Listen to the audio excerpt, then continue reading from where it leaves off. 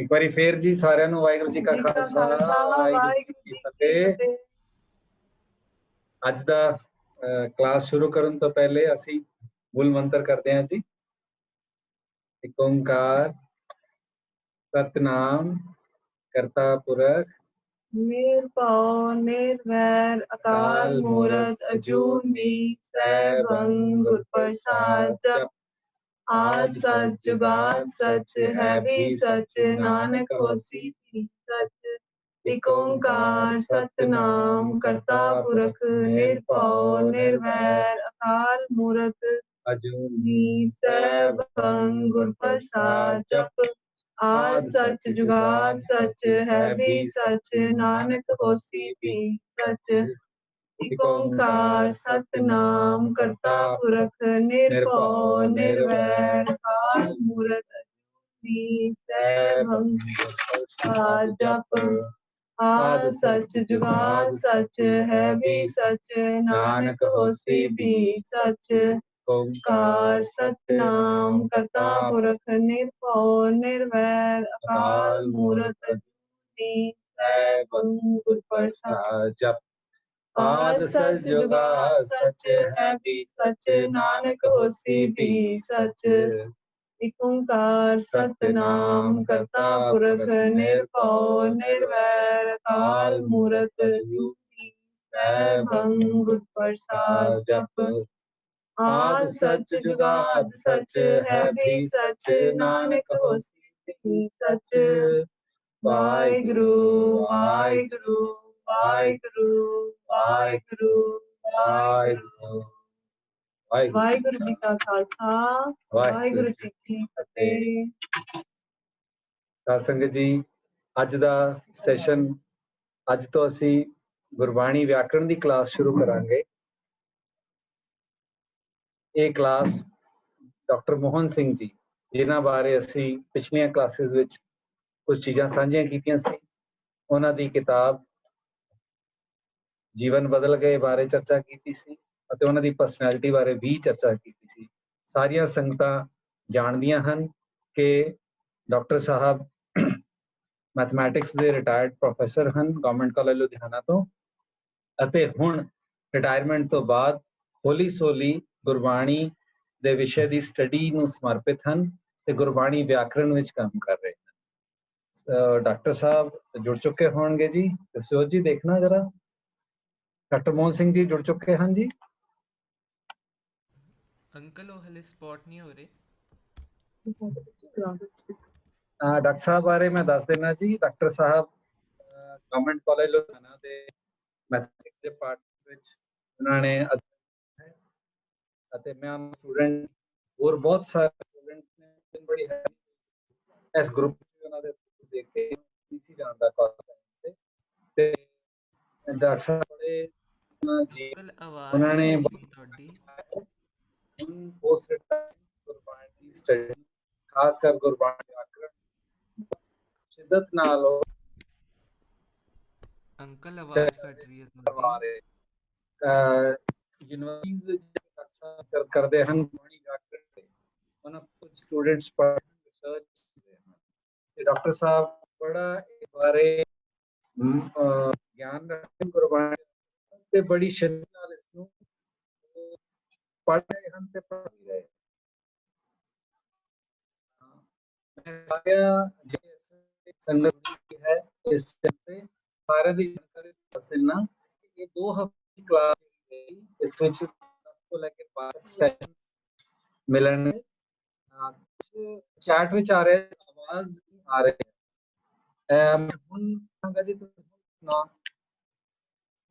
ਕਿਸ ਦੀ ਆਵਾਜ਼ ਉਦਾਂ ਦੀ ਹੈ ਜਾਂ ਚੇਂਜ ਹੋਈ ਹੈ? ਪ੍ਰੋਬਲਮ ਠੀਕ ਹੋਈ ਹੈ? ਵਾਹਿਗੁਰੂ ਵਾਹਿਗੁਰੂ ਜੀ।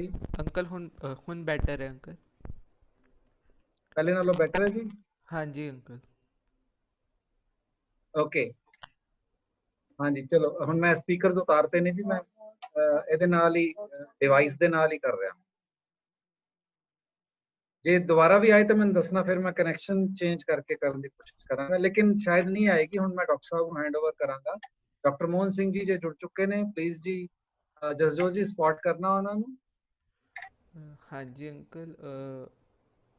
ਡਾਕਟਰ ਸਾਹਿਬ ਦੀ ਜਾਣਕਾਰੀ ਲਈ ਮੈਂ ਦੱਸ ਦਿੰਦਾ ਜੀ, ਇਸ ਸਾਡੇ ਕਲਾਸ ਵਿੱਚ ਰੋਜ਼ਾਨਾ 100 ਤੋਂ ਵੱਧ, 100 ਤੋਂ ਲੈ ਕੇ 200 ਤੱਕ ਸੰਗਤਾਂ ਜੁੜਦੀਆਂ ਸਨ, ਔਰ ਇਹ ਸਾਰਾ ਕਲਾਸ ਦਾ ਸੁਨੇਹਾ ਉਸ ਸੰਗਤ ਨੂੰ ਦਿੱਤਾ ਗਿਆ ਸੀ, ਜਿਸ ਦੇ ਵਿੱਚ ਇਸ ਵੇਲੇ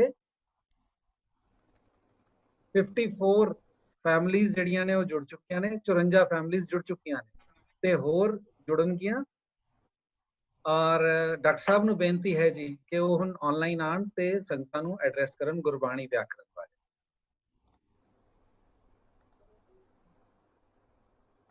ਜਸਜੋਤ ਜੀ ਲੈਣਾ ਡਾਕਟਰ ਸਾਹਿਬ ਨੂੰ ਲਾਈਨ ਤੇ। ਉਹਨਾਂ ਨੂੰ ਪਲੀਜ਼ ਕਹਿ ਦਿਓ ਕਿ ਆਪਣੀ ਵੀਡੀਓ ਔਨ ਕਰ ਲੈਣ, ਉਹਨਾਂ ਦੀ ਵੀਡੀਓ ਨਹੀਂ ਔਨ ਹੋ ਰਹੀ। ਜਦੋਂ ਤੱਕ ਡਾਕਟਰ ਸਾਹਿਬ ਆਨਲਾਈਨ ਆਉਂਦੇ ਨੇ ਜੀ, ਮੈਂ ਸੰਗਤਾਂ ਨਾਲ ਸ਼ੇਅਰ ਕਰ ਲੈਣਾ ਕਿ ਮੈਂ ਜਦੋਂ ਕਾਲਜ ਵਿੱਚ ਪੜ੍ਹਦਾ ਸੀ ਡਾਕਟਰ ਸਾਹਿਬ ਕੋਲੋਂ, ਡਾਕਟਰ ਸਾਹਿਬ ਦੀ ਵੈਸੇ ਤਾਂ ਤੁਸੀਂ ਜੀਵਨ ਬਦਲ ਗਏ ਵਿੱਚ ਤੇ ਹੋਰਾਂ ਜਗ੍ਹਾ ਤੇ ਆਪਾਂ ਇਹਨਾਂ ਦੀ ਡਿਸਕਸ਼ਨ ਕੀਤੀ ਸੀ ਲਾਈਫ ਬਾਰੇ, ਪਰ ਮੈਂ ਕੁਝ ਨਿੱਜੀ ਅਨੁਭਵ ਸ਼ੇਅਰ ਕਰ ਸਕਦਾ ਡਾਕਟਰ ਸਾਹਿਬ ਬਾਰੇ। ਡਾਕਟਰ ਸਾਹਿਬ ਸਾਨੂੰ ਪੜ੍ਹਾਉਂਦੇ ਹੋਏ ਕਲਾਸ ਦੇ ਵਿੱਚ, ਕਿਉਂਕਿ ਮੈਥਮੈਟਿਕਸ ਸਬਜੈਕਟ ਹੁੰਦਾ ਹੈ, ਥੋੜਾ ਡਰਾਈ ਹੁੰਦਾ ਹੈ, ਲੇਕਿਨ ਜਦੋਂ ਇਸ ਦੀ ਸਮਝ ਆਣੀ ਸ਼ੁਰੂ ਹੁੰਦੀ ਹੈ ਤੇ ਬਹੁਤ ਇੰਟਰਸਟ ਬਣ ਜਾਂਦਾ ਹੈ ਇਹਦੇ ਵਿੱਚ। ਤੇ ਡਾਕਟਰ ਸਾਹਿਬ ਸਾਨੂੰ ਪੜ੍ਹਾਉਂਦੇ ਬਹੁਤ ਵਾਰੀ ਫਿਲੋਸੋਫੀਕਲ ਪਲੇਨ ਤੇ ਲੈ ਜਾਂਦੇ ਸਨ ਤੇ ਬੜੀਆਂ ਗੁੱਝੀਆਂ ਗੱਲਾਂ ਸ਼ੇਅਰ ਕਰਦੇ ਸਨ, limit, continuity, functions, infinity, open intervals, ਇਹ ਚੀਜ਼ਾਂ ਜਦੋਂ ਸਾਨੂੰ ਪੜ੍ਹਾਉਂਦੇ ਸਨ ਤੇ ਨਾਲ ਕਿਤੇ ਕਦੀ ਕਮੈਂਟ ਕਰ ਦਿੰਦੇ ਸਨ ਵੀ ਇਹ ਵਾਲੀ ਚੀਜ਼ ਤੁਸੀਂ ਦੇਖਿਆ ਹੋਣਾ ਹੈ, ਦੁਨੀਆ ਵਿੱਚ ਐਵੇਂ ਨਜ਼ਰ ਆਉਂਦੀ ਹੈ, ਪਰਮਾਤਮਾ ਦੀ ਹੋਂਦ ਐਵੇਂ ਨਜ਼ਰ ਆਉਂਦੀ ਹੈ, ਜਾਂ ਪਰਮਾਤਮਾ ਨੂੰ ਸਮਝਣ ਵਿੱਚ ਬੰਦੇ ਨੂੰ ਦਿੱਕਤ ਆਉਂਦੀ ਹੈ। ਸੋ ਉਹ ਇਸ ਤਰ੍ਹਾਂ ਦੀਆਂ ਚੀਜ਼ਾਂ ਸਾਨੂੰ ਸਮਝਾਉਂਦੇ ਹੁੰਦੇ ਸਨ। ਸੋ ਉਹ ਜਿਹੜਾ ਪੜਾਇਆ ਹੋਇਆ ਹੈ ਸਰ ਦਾ ਨਾ, ਉਹ ਸਾਨੂੰ ਅੱਜ ਤੱਕ ਨਹੀਂ ਭੁੱਲਿਆ। ਔਰ ਮੈਨੂੰ ਯਾਦ ਹੈ ਹਲੇ ਵੀ ਕਿ ਸਰ ਜਦੋਂ ਅਸੀਂ ਕਲਾਸ ਕਦੀ ਮਿਸ ਕਰਦਾ ਸੀ ਕੋਈ ਤੇ ਉਸ ਨਾਲ ਨਾਰਾਜ਼ ਹੋ ਜਾਂਦੇ ਸਨ। ਤੇ ਇੱਕ ਵਾਰ ਸਰ ਨੇ ਮੈਨੂੰ ਇਹ ਗੱਲ ਕਹੀ ਕਲਾਸ ਵਿੱਚ ਕਿ ਰੁਪਿੰਦਰ ਤੂੰ ਲੇਟ ਕਿਉਂ ਆਉਂਦਾ ਹੈ ਕਲਾਸ ਵਿੱਚ। ਸਰ ਦੀ ਕਦੀ ਫਰਸਟ ਪੀਰੀਅਡ ਹੁੰਦਾ ਸੀਗਾ ਕਾਲਜ ਵਿੱਚ 8:30 9 ਵਜੇ, ਤੇ ਮੈਂ 2-4 ਮਿੰਟ ਜੇ ਕਦੀ ਲੇਟ ਹੋ ਜਾਵਾਂ ਤਾਂ ਮੈਨੂੰ ਇੱਕ ਦਿਨ ਸਰ ਨੇ ਸਪੈਸ਼ਲੀ ਟੋਕਿਆ, ਕਹਿੰਦੇ ਵੀ ਤੂੰ ਲੇਟ ਕਿਉਂ ਆਉਂਦਾ ਹੈ। ਮੈਂ ਕਿਹਾ ਸਰ ਮੇਰੇ ਰਸਤੇ ਵਿੱਚ ਨਾ ਇੱਕ ਰੇਲਵੇ ਫਾਟਕ ਪੈਂਦਾ, ਕਦੀ ਉਹ ਲੇਟ ਤੋਂ ਮੈਂ ਉੱਥੇ ਹੋ ਜਾਂਦਾ ਤੇ ਤਾਂ ਕਰਕੇ। ਕਹਿੰਦੇ ਨਹੀਂ, ਕਹਿੰਦੇ ਤੂੰ ਲੇਟ ਨਹੀਂ ਆਣਾ, ਕਿਉਂਕਿ ਮੈਂ ਬਹੁਤ ਵਾਰ ਵੇਟ ਕਰਦਾ ਵੀ ਤੂੰ ਆਵੇਂ ਤੇ ਮੈਂ ਕਲਾਸ ਸ਼ੁਰੂ ਕਰਾਂ। ਉਸ ਦਿਨ ਮੈਨੂੰ ਫੀਲ ਹੋਇਆ ਕਿ ਇਹਦਾ ਮਤਲਬ ਵੀ ਟੀਚਰ ਵੀ ਕਦੀ ਸਟੂਡੈਂਟ ਦੀ ਵੇਟ ਕਰਦੇ ਨੇ, ਵੀ ਉਹ ਕਹਿਣ ਵੀ ਮੈਂ ਤੇਰੀ ਵੇਟ ਕਰਦਾ, ਤੂੰ ਆਵੇਂ ਤੇ ਮੈਂ ਕਲਾਸ ਸ਼ੁਰੂ ਕਰਾਂ। ਮੈਨੂੰ ਉਸ ਦਿਨ ਬਹੁਤ ਫੀਲ ਹੋਇਆ, ਆਪਣੇ ਮਨ 'ਚ ਮੈਨੂੰ ਅਹਿਸਾਸ ਹੋਇਆ ਕਿ ਮੇਰੇ ਕਾਰਨ ਜਿੰਨੇ ਵੀ ਜਿਹੜੇ ਲੋਕ ਨੇ ਉਹਨਾਂ ਦਾ ਵੀ ਨੁਕਸਾਨ ਹੁੰਦਾ ਕਲਾਸ ਵਿੱਚ। ਤੇ ਮੈਂ ਉਸ ਤੋਂ ਬਾਅਦ ਫਿਰ ਪ੍ਰਣ ਕੀਤਾ ਕਿ ਨਹੀਂ ਵੀ ਮੈਂ ਲੇਟ ਨਹੀਂ ਕਰਨਾ। ਸੋ ਡਾਕਟਰ ਸਾਹਿਬ ਦਾ ਮੈਸੇਜ ਆਇਆ ਕਿ ਉਹਨਾਂ ਨੂੰ ਸੈਟਿੰਗ ਕਰਨ 'ਚ ਕੋਈ ਦਿੱਕਤ ਹੋ ਰਹੀ ਹੈ। ਤਾਂ ਮੈਂ ਸੰਗਤਾਂ ਦੀ ਜਾਣਕਾਰੀ ਲਈ ਦੱਸ ਦੇਣਾ ਕਿ ਡਾਕਟਰ ਸਾਹਿਬ ਦੇ ਆਪਣੇ institute of mathematics, Mohan institute of mathematics ਜਿਹੜਾ ਹੈ ਉਹ ਵੀ ਚੱਲਦਾ ਹੈ, ਨਾਲ ਇਹਨਾਂ ਦੇ ਬੇਟਾ ਹੈ ਉਹ ਇਸ ਨੂੰ ਚਲਾਉਂਦਾ ਹੈ। ਔਰ ਬੜਾ ਅੱਛਾ ਇੰਸਟੀਚਿਊਟ ਹੈ, ਨਾਮੀ ਇੰਸਟੀਚਿਊਟ ਹੈ ਪੰਜਾਬ ਦਾ, ਔਰ UGC ਦੀ ਤਿਆਰੀ ਕਰਵਾਉਂਦੇ ਹਨ ਤੇ ਹੋਰ ਐਗਜ਼ਾਮ, ਕੰਪੀਟੀਟਿਵ ਐਗਜ਼ਾਮ ਦੀ ਤਿਆਰੀ ਕਰਵਾਉਂਦੇ ਹਨ। ਸਰ ਦੀ ਫੈਮਿਲੀ ਜਿਹੜੀ ਹੈ ਬੜੀ ਗੁਰਸਿੱਖ ਫੈਮਿਲੀ ਹੈ, ਖਾਸ ਕਰ ਆਂਟੀ ਜੀ। ਸਾਨੂੰ ਉਹਨਾਂ ਨੇ ਸਟੂਡੈਂਟ ਲਾਈਫ ਵਿੱਚ ਬਹੁਤ ਪਿਆਰ ਦਿੱਤਾ ਹੈ। ਜਦੋਂ ਵੀ ਅਸੀਂ ਸਰ ਦੇ ਘਰ ਜਾਣਾ, ਉਹਨੇ ਬਹੁਤ ਪਿਆਰ ਨਾਲ, ਸਰ ਨੇ ਤਾਂ ਮਿਲਣਾ, ਆਂਟੀ ਜੀ ਨੇ ਪਿਆਰ ਨਾਲ।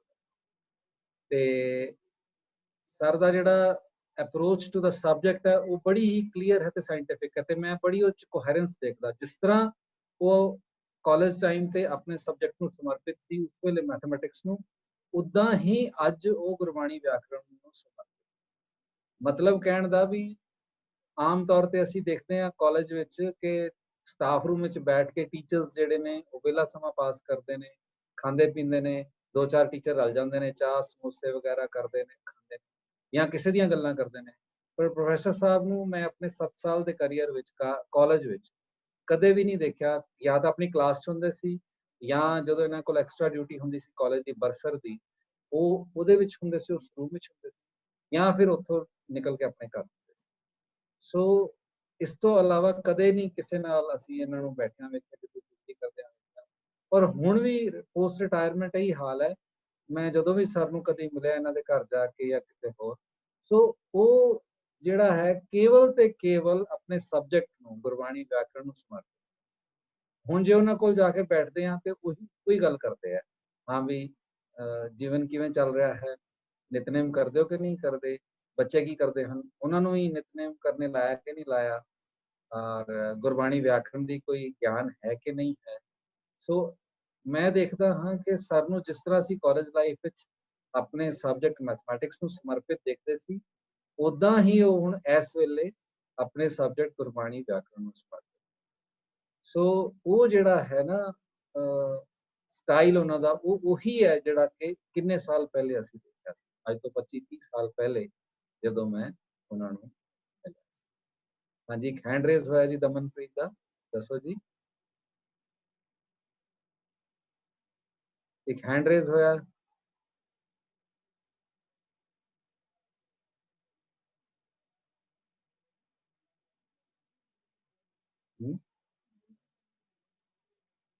अच्छा, संगत की जानकारी लिए मैं दस देना कि डॉक्टर साहब का मैसेज आया है कि उन्होंने ऐप नाल उन्होंने अप्रोच करन ते दिक्कत हो रही है कुछ शायद, तो जिन्नी देर तक वो ऑनलाइन आते हैं संगतां ने अज तो पुरानी क्लास जिहड़ी है उन्हां दी बंद हो गई है, जिहड़ी सुखरीत दी ऑनलाइन क्लास आ रही सी। सो वो वाला हुण आनंद जिहड़ा है संगतां कोलों शायद नहीं रहेगा जिहड़ा कि कल तक रह रहा सी, लेकिन वो असली असी मैंटली प्रिपेयर सी कि वो क्लास खत्म होनी सी। और हुण असी नवीं क्लास जिहड़ी है वो शुरू करांगे, कर रहे हैं। एकम नूर सिंह जी कह रहे हैं कि सिविल सर्विसेज बारे कोई दसो, ਉਹਦੀ भी क्लास लांगे ਆਪਾਂ एक दिन प्रॉपरली प्लान करके, जिन्ने को कैंडिडेट्स इंटरस्टेड होंगे ਉਹਦੀ भी क्लास लवांगे ਆਪਾਂ। सो ਅੱਜ ਜਿਹੜਾ है ਅਸੀਂ ਗੱਲ ਕਰਾਂਗੇ जिस सब्जेक्ट उत्ते, उसदे ਲਈ मैं ਪੁੱਛਿਆ ਸੀ ਡਾਕਟਰ ਸਾਹਿਬ ਨੂੰ ਕਿ ਸੰਗਤਾਂ ਨੂੰ ਤੁਸੀਂ ਕੀ एक्सपैक्ट करते हो कि उन्होंने पता होवे की एलिजिबल हो। मेरा मतलब सी कि कोई ग्रेजुएट होवे, कोई पोस्ट ग्रेजुएट होवे, किसी ने गुरबाणी की पहला स्टडी की होवे, तो उन्होंने कहना सी कि नहीं, कोई नहीं, कोई कंडीशन नहीं है, केवल ते केवल जिहड़ा बंदा गुरबाणी व्याकरण पढ़ना चाहता है उसनूं गुरबाणी का पाठ करन दी सोझी होनी चाहिए, भाव कि वह सहज पाठ कर सकता होवे ते उहदे कोलों स्कूली विद्या दी ज्ञान होवे 10वीं या 12वीं तक। बस, कोई जरूरी भी नहीं है कि उन्होंने ग्रेजुएट होना जरूरी नहीं है, पोस्ट ग्रेजुएट होना जरूरी नहीं है। 10वीं 12वीं तक का स्कूली विद्या का किसी भी सबजैक्ट स्ट्रीम का ज्ञान, आर्ट्स कॉमर्स साइंस वो होवे, कोई दिक्कत नहीं है, पर केवल ते केवल उन्होंने गुरबाणी के पाठ करन दी सोझी अते शरधा होनी चाहिए है, वो गुरबाणी व्याकरण की क्लास लगा सकता है। उस तो बाद मैं उन्होंने पूछा भी ये क्लास लगानी जरूरी क्यों है, जरूरी का मतलब ये क्लास लगाने का फायदा की है।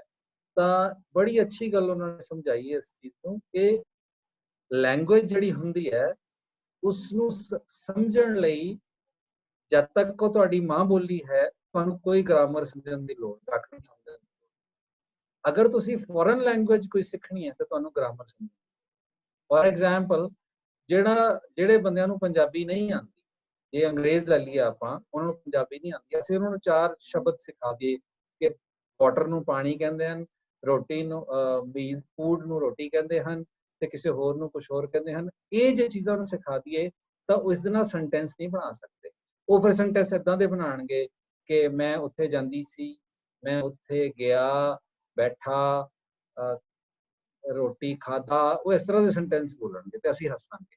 पर इसे तरह ही असी भी इस तरह ही बोलांगे। जेकर असी पंजाबी लोगों को कहा जाए कि साउथ इंडियन भाषा बोलो तो सानू 4 वर्ड सिखाते जान तो असी भी नहीं बोल पावांगे।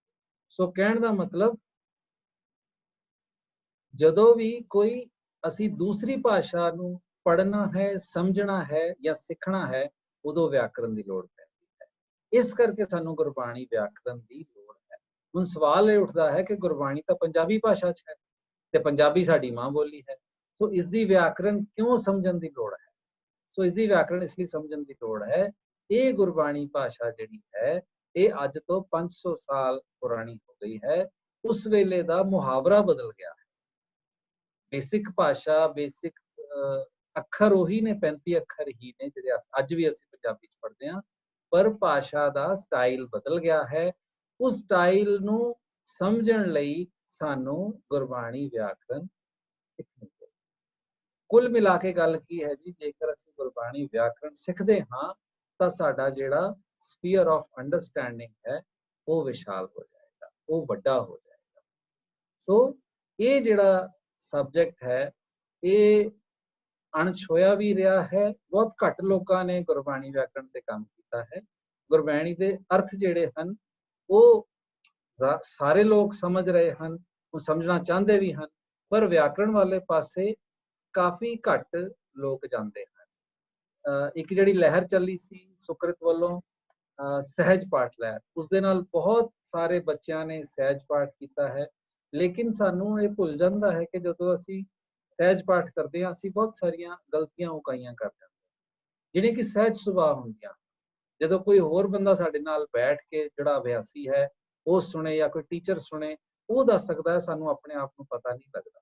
ਮੈਨੂੰ ਬਹੁਤ ਸਾਲ ਹੋ ਗਏ ਹਨ ਸਹਿਜ ਪਾਠ ਕਰਦੇ ਹਾਂ, ਅੱਜ ਵੀ ਮੈਂ ਫੀਲ ਕਰਦਾ ਹਾਂ ਕਿ ਕੋਈ ਨਾ ਕੋਈ ਗਲਤੀ ਮੈਂ ਐਸੀ ਕਰ ਰਿਹਾ ਹੁੰਦਾ ਜਿਹੜੀ ਮੈਨੂੰ ਰਿਅਲਾਈਜ਼ ਹੁੰਦੀ ਕਿ ਉਹ ਇਹ ਤਾਂ ਬੜੀ ਦੇਰ ਤੋਂ ਮੈਂ ਕਰ ਰਿਹਾ ਹਾਂ, ਇੰਨੇ ਸਾਲ ਤੋਂ ਮੈਂ ਕਰ ਰਿਹਾ ਹਾਂ। ਕੇਵਲ ਔਰ ਕੇਵਲ ਇੱਕ ਪ੍ਰੋਨੰਸੀਏਸ਼ਨ ਹੈ, ਔਂਕੜ ਹੈ, ਸਿਹਾਰੀ ਹੈ, ਉੱਥੇ ਆ ਕੇ ਮੈਨੂੰ ਡਾਕਟਰ ਸਾਹਿਬ ਨਾਲ ਜਦੋਂ ਮੇਰੀ ਗੱਲ ਹੋਈ ਵਿਆਕਰਣ ਬਾਰੇ, ਉਦੋਂ ਮੈਨੂੰ ਪਤਾ ਚੱਲਿਆ ਕਿ ਬਹੁਤ ਵਾਰੀ ਗੁਰਬਾਣੀ ਵਿੱਚ ਇੱਕ ਅੱਖਰ ਨੂੰ ਦੋ ਮਾਤਰਾਵਾਂ ਆਉਂਦੀਆਂ। ਆਮ ਤੌਰ ਤੇ ਔਂਕੜ ਔਰ ਹੋੜਾ, ਇਹ ਦੋ ਚੀਜ਼ਾਂ ਇਕੱਠੀਆਂ ਆ ਜਾਂਦੀਆਂ ਹਨ। ਤੇ ਮੈਂ ਸਰ ਨੂੰ ਪੁੱਛਿਆ ਵੀ ਇਹਨਾਂ ਨੂੰ ਬੋਲਣਾ ਕਿਸ ਤਰ੍ਹਾਂ, ਤਾਂ ਉਹਨਾਂ ਨੇ ਸਿਖਾਇਆ ਵੀ ਇਸ ਤਰ੍ਹਾਂ ਬੋਲਣਾ। तो एक एग्जाम्पल है जस्ट। सो और डॉक्टर साहब आप दसेंगे अपने लेक्चर ਵਿੱਚ ਦਾ ਵਿਸਥਾਰ। ਸਹਿਜ ਪਾਠ ਦੀ ਬਹੁਤ ਅਸੀਂ ਪਿਛਲੇ ਦਿਨਾਂ ਵਿੱਚ ਗੱਲ ਵੀ ਕੀਤੀ ਸੀ ਔਰ ਸ਼ੁੱਧ ਪਾਠ ਦੀ ਵੀ ਗੱਲ ਕੀਤੀ ਸੀ। ਸੁਕ੍ਰਿਤ ਟਰਸਟ ਵੱਲੋਂ ਬੜੀ ਇੱਕ ਮੁਹਿੰਮ ਚਲਾਈ ਗਈ ਸੀ ਕਿ ਸਹਿਜ ਪਾਠ ਕਿਵੇਂ ਕਰਨਾ ਹੈ, ਕਿਉਂ ਕਰਨਾ ਹੈ, ਕੀ ਇਸ ਦੀ ਮਹੱਤਤਾ ਹੈ, ਔਰ ਬੜੇ ਸਾਰੇ ਬੱਚਿਆਂ ਨੇ ਕੀਤਾ, ਬਹੁਤ ਸਾਰੇ ਲੋਕਾਂ ਨੇ ਆਪਣੇ ਐਕਸਪੀਰੀਅੰਸ ਦੱਸੇ।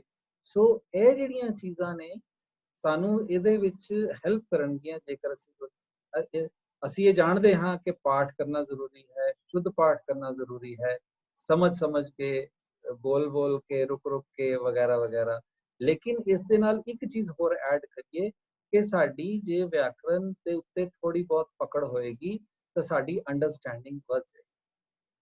ਜਿਸ ਤਰ੍ਹਾਂ ਅਸੀਂ ਥੋੜੇ ਦਿਨ ਪਹਿਲਾਂ ਪ੍ਰੋਫੈਸਰ ਸਾਹਿਬ ਸਿੰਘ ਜੀ ਦੀ ਬੁੱਕ ਦਾ ਸਟੱਡੀ ਕਰਦਿਆਂ ਸੀ ਸਮਝਿਆ ਸੀ ਕਿ ਉਹਨਾਂ ਨੇ ਇਹ ਪੜ੍ਹਿਆ ਕਿ ਜਦੋਂ ਇੱਕ ਹੁਕਮਨਾਮ ਸ਼ਬਦ ਨੂੰ ਪੜ੍ਹਿਆ ਤੇ ਇੱਕੋ ਅੱਖਰ ਨੂੰ ਅਲੱਗ-ਅਲੱਗ ਮਾਤਰਾਵਾਂ ਸਨ, ਉਹਨਾਂ ਦੀ ਪ੍ਰੋਨੰਸੀਏਸ਼ਨ ਕੋਈ ਆਹਰ ਸਭ ਕਰਦਾ ਫਿਰੈ ਆਹਰ ਇੱਕ ਨਾ ਹੋਏ। ਤੋ ਆਹਰ ਵਰਡ ਜਿਹੜਾ ਹੈਗਾ ਇੱਕੋ ਹੀ ਦੋ ਤੁਕਾਂ ਦੇ ਵਿੱਚ ਅਲੱਗ-ਅਲੱਗ ਮਾਤਰਾਵਾਂ ਨਾਲ ਲਿਖਿਆ ਮਿਲਿਆ ਤੇ ਉਦੋਂ ਉਹਨਾਂ ਨੂੰ ਇਹ ਪ੍ਰੇਰਨਾ ਹੋਈ ਕਿ ਮੈਂ ਸਟੱਡੀ ਕਰਾਂ। तो अगर असी ये वाली क्योंकि प्रोनंसीएशन तिन्ना दा आहार ही है, 3 वारी शायद आहार दा जिक्र आया सी उन्हां दो ते वो तिन्ना दा मतलब अलग अलग। सो डॉक्टर साहब ने बहुत मेहनत की है, मैनू पर्सनल इसका ज्ञान है कि इन्होंने कितनी मेहनत की है। बड़े सारे संस्कृत दे, पर्शियन दे दूसरे स्पैशलिस्ट नू, प्रोफैसर्स नू इन्होंने मिल के अपने डाउट्स क्लीयर किए, उन्होंने पूछा क्योंकि गुरबाणी विच बहुत सारियां भाषावां दा सानू मिलता है ज्ञान जिन्हां दे विच शब्दां दा लिखा गया है, जिन्हां भाषावां नूं यूज किया गया है। तो डॉक्टर साहब ने उन्हां दे जिहड़े उन्हां भाषावां दे ज्ञानी उन्हां नूं काफ़ी कंसल्ट किया, उन्हां नाल चर्चावां कीतियां ते उन्हां तो रादर इन्हां ने इस उम्र च रिटायरमेंट तो बाद भाषावां सिखियां, जिवें संस्कृत और ਜਿਹੜੀਆਂ ਸਾਡੀਆਂ ਪ੍ਰਾਕ੍ਰਿਤਾਂ ਨੇ, ਜਿਹੜੀਆਂ ਪੁਰਾਣੀਆਂ ਭਾਸ਼ਾਵਾਂ ਨੇ, ਉਹਨਾਂ ਦਾ ਗਿਆਨ ਹਾਸਿਲ ਕੀਤਾ। तो ਬੜੀ ਹਿੰਮਤ ਦੀ ਲੋੜ ਹੈ ਕਿ ਜਦੋਂ ਬੰਦਾ ਰਿਟਾਇਰਡ ਲਾਈਫ ਵਿੱਚ ਆ ਕੇ ਕੁਝ ਨਵੀਂ ਚੀਜ਼ ਸਿੱਖਦਾ। तो ਇਸ ਕਰਕੇ ਮੈਂ ਸਮਝਦਾ ਡਾਕਟਰ ਸਾਹਿਬ ਪੋਜ਼ੈਸਿਵ ਵੀ ਬਹੁਤ ਨੇ ਆਪਣੇ ਸਬਜੈਕਟ ਬਾਰੇ ਔਰ ਬੜੇ ਜਦੋਂ ਕੋਈ ਚੀਜ਼ ਕਹਿੰਦੇ ਹਨ ਬੜੀ ਅਥਾਰਟੀ ਨਾਲ ਦੱਸਦੇ ਵੀ ਹਨ ਤੇ ਵੈਲਕਮ ਕਰਦੇ ਹਨ ਜਦੋਂ ਕੋਈ ਉਹਨਾਂ ਨੂੰ ਕੋਈ ਸਵਾਲ ਕਰਦਾ। तो संगतां नूं बेनती है कि वो जदों भी ਡਾਕਟਰ ਸਾਹਿਬ ਦੇ ਲੈਕਚਰ ਸੁਣਨਗੇ, ਉਹਨਾਂ ਨੂੰ ਨੋਟ ਕਰਨ ਜੋ ਵੀ ਉਹ ਇਨਪੁਟਸ ਦੇ ਰਹੇ ਨੇ, ਤੇ ਫਿਰ ਅਸੀਂ ਉਹਨਾਂ ਨਾਲ ਸਮਾਂ ਰੱਖ ਕੇ ਸਵਾਲ ਵੀ ਉਹਨਾਂ ਨੂੰ ਅਸੀਂ ਆਪਣੇ ਡਾਊਟਸ ਕਲੀਅਰ ਕਰਾਂਗੇ। ਉਹ ਅਸੀਂ ਡੇ ਬਾਈ ਡੇ ਵੀ ਕਰ ਸਕਦੇ ਹਾਂ, ਜਾਂ ਬਾਅਦ ਵਿੱਚੋਂ ਅਸੀਂ 1 ਜਾਂ 2 ਸੈਸ਼ਨ ਰੱਖ ਕੇ ਵੀ ਸਾਰੀਆਂ ਆਪਣੀਆਂ ਪ੍ਰੋਬਲਮ। ਇੱਕ ਮੈਨੂੰ ਹੋਰ ਯਾਦ ਆਉਂਦਾ ਹੈ, ਡਾਕਟਰ ਸਾਹਿਬ ਦੇ ਨਾਲ ਹੀ ਮਿਲਦਾ ਜੁਲਦਾ ਨਾਮ ਹੈ, ਇੱਕ ਡਾਕਟਰ ਗੁਰਚਰਨ ਸਿੰਘ ਸਨ, ਇਸ ਵੇਲੇ ਸੰਸਾਰ ਤੋਂ ਜਾ ਚੁੱਕੇ ਨੇ, ਚੜ੍ਹਾਈ ਕਰਕੇ ਨੇ, ਪੰਜਾਬੀ ਦੇ ਟੀਚਰ ਸਨ। ਮੈਂ ਉਹਨਾਂ ਤੋਂ ਪੜ੍ਹਾਈ ਕੀਤੀ ਹੈ, ਪਟਿਆਲੇ ਵਿੱਚ ਸਨ, ਕੁਝ ਸੰਗਤਾਂ ਹੋ ਸਕਦਾ ਹੈ ਉਹਨਾਂ ਨੂੰ ਜਾਣਦੇ। ਉਹਨਾਂ ਨੇ ਵੀ ਪਹਿਲਾਂ ਡਾਕਟਰ ਮੋਹਨ ਸਿੰਘ ਜੀ ਦੇ ਨਾਲ ਗਵਰਨਮੈਂਟ ਕਾਲਜ ਲੁਧਿਆਣਾ ਵਿੱਚ ਹੀ ਕੁਝ ਦੇਰ ਅਧਿਆਪਨ ਦਾ ਕੰਮ ਕੀਤਾ, ਲੇਕਿਨ ਉਸ ਤੋਂ ਬਾਅਦ ਉਹ ਪੰਜਾਬੀ ਯੂਨੀਵਰਸਿਟੀ ਪਟਿਆਲਾ ਚਲੇ ਗਏ, ਔਰ ਉਹ ਵੀ ਬਹੁਤ ਆਪਣੇ ਸਬਜੈਕਟ ਵਿੱਚ ਮਾਹਿਰ ਤੇ ਆਪਣੀ ਪਰਸਨਲ ਲਾਈਫ 'ਚ ਬਹੁਤ ਗੁਰਸਿੱਖ। ਉਹ ਉਹਨਾਂ ਦਾ ਵੀ ਬਹੁਤ ਪ੍ਰਭਾਵ ਪਿਆ ਮੇਰੇ ਉੱਪਰ, ਮੈਂ ਜਦੋਂ ਉਹਨਾਂ ਕੋਲ ਪੜ੍ਹਾਈ ਕੀਤੀ। ਸੋ ਉਹ ਇੱਕ ਹੋਰ ਅਥਾਰਟੀ ਸਨ ਪੰਜਾਬੀ ਲਿਟਰੇਚਰ ਸਬਜੈਕਟ ਉੱਪਰ। ਬਹੁਤ ਵੱਡੇ ਵੱਡੇ ਕਾਨਫਰੰਸਿਸ, ਬਹੁਤ ਵੱਡੇ ਵੱਡੇ ਪ੍ਰੋਫੈਸਰਸ ਨਾਲ ਉਹਨਾਂ ਦਾ ਸੰਪਰਕ ਸੀ, ਔਰ ਉਹਨਾਂ ਦਾ ਆਪਣਾ ਜੀਵਨ ਵੀ ਬਹੁਤ ਅੱਛਾ ਸੀ। ਤੋ ਜੀ ਹੁਣ ਦੇਖਣਾ ਜੀ, ਸਹਿਜਵੀਰ ਜੀ ਔਰ ਜਸਜੋਤ ਜੀ, ਸਤਿੰਦਰ ਨਾਮ ਤੇ ਫੋਨ ਹੋਏਗਾ ਡਾਕਟਰ ਮੋਹਨ ਸਿੰਘ ਜੀ ਦਾ, ਉਹ ਜੁੜ ਗਏ ਨੇ, ਤੇ ਉਹਨਾਂ ਨੂੰ ਸਪੋਟ ਕਰਨਾ ਜੀ, ਤੇ ਉਹਨਾਂ ਨੂੰ ਹਾਂਜੀ ਆ ਗਏ ਜੀ। ਡਾਕਟਰ ਸਾਹਿਬ, ਵਾਹਿਗੁਰੂ ਜੀ ਕਾ ਖਾਲਸਾ, ਵਾਹਿਗੁਰੂ ਜੀ ਕੀ ਫਤਿਹ।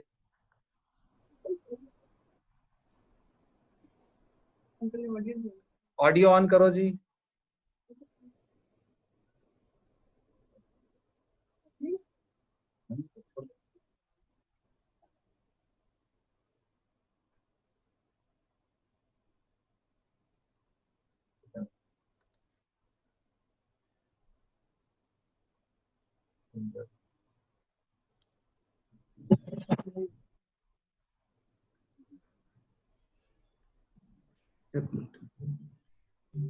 Not allowing. Host is not allowing. Anna, host is not allowing. हाँ। डॉक्टर साहब हो गए जी, डॉक्टर साहब। हेलो।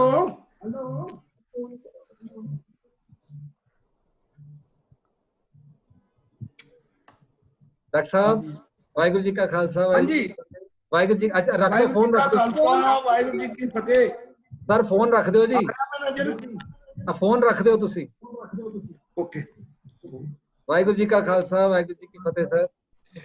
वाहिगुरु जी का खालसा, वाहिगुरु जी की फतेह। हाँ सर, मैं रुपिंदर सिंह बेनती कर रहा जी। सर इस वक्त आप जी जा रानी दे। हाँ जी, आ रही है आवाज सर। वाहिगुरु जी का खालसा, वाहिगुरु जी की फतेह। तो करता हो गया अपने आप। वाहिगुरु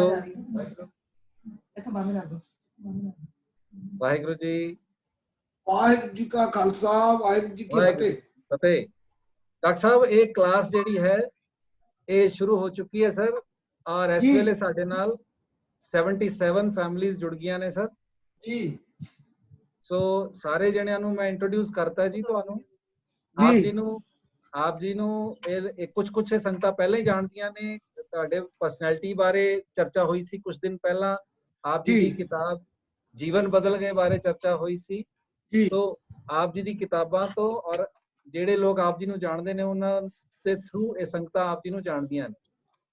ਤੇ ਅੱਜ ਮੈਂ ਇਹਨਾਂ को ਇੰਟਰੋਡਿਊਸ ਕੀਤਾ ਹੈ ਕਿ ਸਰ ਗੁਰਬਾਣੀ ਵਿਆਕਰਣ ਉੱਤੇ ਕਲਾਸ ਲੈਣਗੇ, ਔਰ ਇੰਟਰੋਡਕਟਰੀ ਕਲਾਸ ਤੁਸੀਂ ਆਪ ਹੀ ਲਓਗੇ ਸਰ, ਤੇ ਆਪ ਹੀ ਦੱਸੋਗੇ ਅਸੀਂ ਇਹ ਟੌਪਿਕ ਕਿਉਂ ਪੜਾਂਗੇ ਤੇ ਕਿਵੇਂ ਪੜਾਂਗੇ। ਵਾਹਿਗੁਰੂ ਜੀ ਕਾ ਖਾਲਸਾ, ਵਾਹਿਗੁਰੂ ਜੀ ਕਾ ਖਾਲਸਾ, ਵਾਹਿਗੁਰੂ ਜੀ ਕੀ ਫਤਿਹ। ਸਭ ਤੋਂ ਪਹਿਲਾਂ ਮੈਂ ਸਾਰੇ ਗੁਰਸਿੱਖ ਵੀਰਾਂ ਤੋਂ ਮਾਫੀ ਮੰਗਣਾ, ਕਿਉਂਕਿ ਮੈਨੂੰ ਪਤਾ ਨਹੀਂ ਹੈਗਾ ਤੇ ਮੈਂ ਪ੍ਰੋਪਰਲੀ ਕਨੈਕਟ ਨਹੀਂ ਹੋ ਸਕਿਆ। ਮੇਰੇ ਤੇ ਕੈਮਰਾ ਨਹੀਂ ਚੱਲਦਾ ਮੇਰੇ ਲੈਪਟਾਪ ਤੇ ਇਸ ਕਰਕੇ ਪ੍ਰੋਬਲਮ ਹੋ ਰਹੀ ਹੈ। ਕੱਲ ਤੱਕ ਮੇਰਾ ਖਿਆਲ ਹੈ ਉਹ ਸਾਰੀ ਗੱਲ ਸੈਟਲ ਕਰ ਲਾਂਗੇ।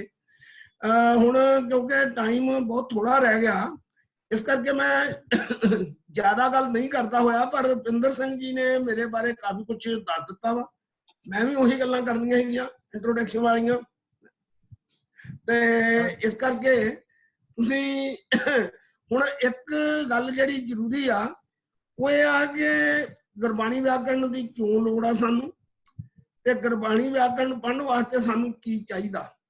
ਇਹਦੇ ਵਾਸਤੇ ਉਹ ਮੈਂ ਸਾਰਾ ਕੁਝ ਦੱਸਣਾ ਸੀ ਤੁਹਾਨੂੰ, ਪਰ ਕਿਉਂਕਿ ਟਾਈਮ ਨਿਕਲ ਚੁੱਕਾ, ਇਸ ਕਰਕੇ ਮੈਂ ਕੀ ਕਰੂੰਗਾ ਕਿ ਸਾਰਾ ਕੁਝ ਤੁਹਾਡੇ ਨਾਲ ਸ਼ੇਅਰ ਕਰ ਦੂੰਗਾ। ਮੈਂ ਰੁਪਿੰਦਰ ਸਿੰਘ ਨੂੰ ਭੇਜ ਦਿੰਦਾ, ਮੇਲ ਕਰ ਦਿੰਦਾ, ਉਹ ਤੁਹਾਨੂੰ ਸਾਰਿਆਂ ਨੂੰ ਪਹੁੰਚਾ ਦੂੰਗਾ। ਸਾਰਿਆਂ ਦੀ ਤੁਹਾਡਾ ਖਿਆਲ, ਮੇਰਾ ਖਿਆਲ ਮੇਲ ਵਗੈਰਾ ਜਾਂ ਕੋਈ ਵੀ। ਡਾਕਟਰ ਸਾਹਿਬ ਜੀ। ਹਾਂਜੀ ਡਾਕਟਰ ਸਾਹਿਬ, ਤੁਸੀਂ ਏਦਾਂ ਕਰੋ ਜੀ, ਅੱਜ ਦੀ ਕਲਾਸ 15 ਮਿੰਟ ਚਲਾ ਲਓ। ਹੁਣ ਤੋਂ 15 ਮਿੰਟ ਲੈ ਲਓ, ਤੇ ਅਸੀਂ ਕੱਲ ਤੋਂ ਠੀਕ 7:30 ਤੋਂ 8 ਚਲਾਇਆ ਕਰਾਂਗੇ। ਹਾਂਜੀ ਠੀਕ ਆ। 7:55 ਹੋ ਗਏ ਨੇ ਸਰ ਇਸ ਵੇਲੇ, ਤੇ ਤੁਸੀਂ 8:10 ਤੱਕ ਲੈ ਲਓ, ਅਸੀਂ ਕਲਾਸ ਸਮਾਪਤ ਕਰ ਦਿਆਂਗੇ।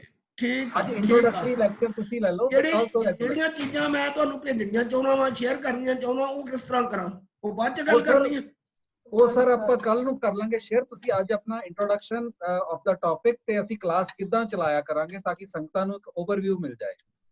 ਜੀ ਮੇਨ ਜਿਹੜੀ ਗੱਲ ਹੈਗੀ ਆ ਉਹ ਆ ਕਿ ਜਿਹੜੀ ਗੁਰਬਾਣੀ ਵਿਆਕਰਣ ਆ, ਇਹਦਾ ਮੇਨ ਪਰਪਸ ਹੈਗਾ ਕਿ ਗੁਰਬਾਣੀ ਨੂੰ ਹੁਣ ਵਾਲੀ ਭਾਸ਼ਾ 'ਚ ਸਮਝਣ ਦਾ ਯਤਨ ਕਰਨਾ।